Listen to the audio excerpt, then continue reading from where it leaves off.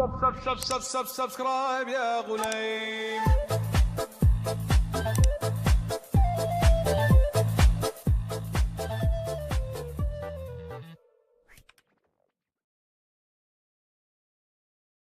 iPads and other devices are called tablets because they belong on tables. They are tested 20 centimeters away from that big guy that I showed you before. 20 centimeters away. They are not approved to be held in the laps of little children, although millions of kids are having them now in schools because the people involved in educational technology and those involved in public health research are not talking to one another. Because if they were, they would understand that you're giving children a two-way microwave radiating device, and if you must give them such a device for learning purposes, put it on airplane mode so that it's not sending and receiving signals as it does otherwise.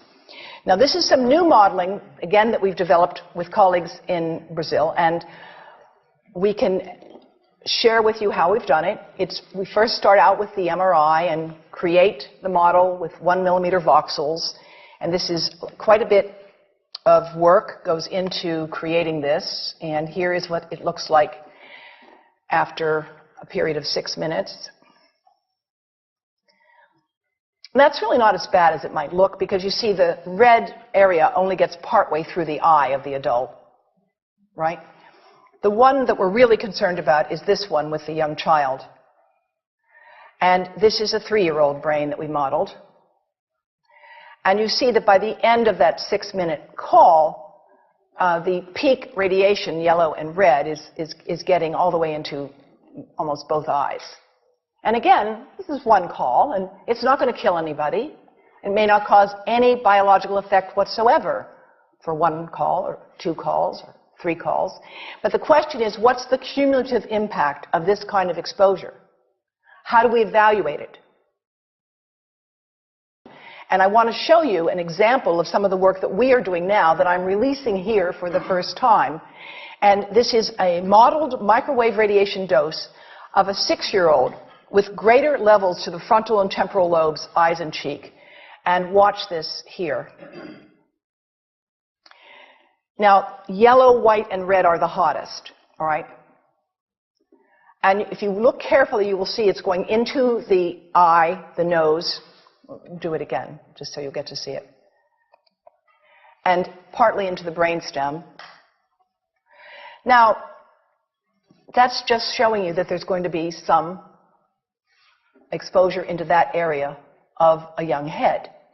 It doesn't tell you that there's any biological effect, right?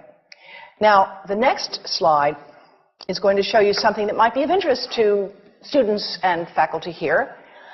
And that has to do with exposure to the reproductive organs. We call them the gonads. I think you say the testicles.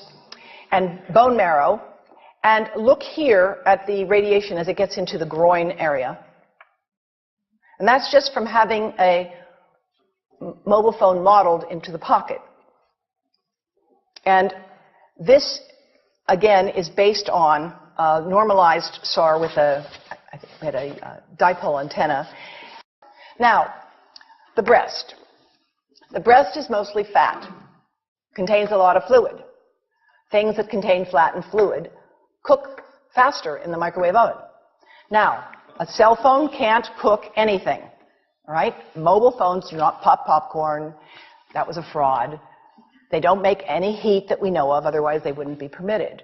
But they do go through things that contain fat and fluid, and we are now working at Environmental Health Trust with scientists at the University of California, San Francisco, scientists at formerly the president of the American Cancer Society of California, because we are seeing women who keep cell phones in their bras. Has anyone seen a woman put a cell phone in her bra?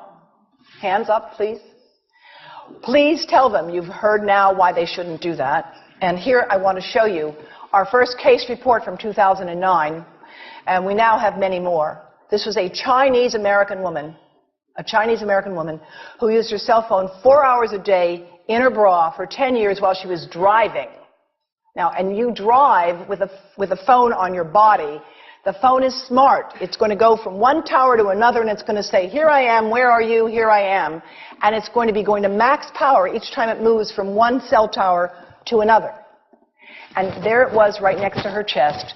And the tumors that developed right under the antenna of the phone. Unusual tumors. But in the meantime, people have a right to know how you can minimize exposure. And again, I think this information is available on our website, will be available on yours. Remember, if you have to give a phone to a child, put it on airplane mode. And think about this. That microwave oven, it works because there's a metal box around the microwave signal, and the signal pings all over the place.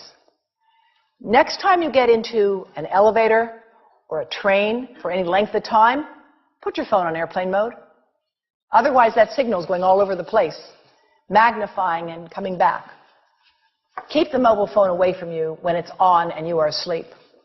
Now, it takes a village to do a lot of things. These are some of the people whose materials I've used today with their permission, and I can't read this list to you, but I want you to know that I feel really honored to be working with some of the most talented people in the world on this issue. And they have given me permission to share these materials with you. And I leave you with this thought from Albert Einstein. The world is not dangerous because of those who do harm, but because of those who look at it without doing anything. So, thank you.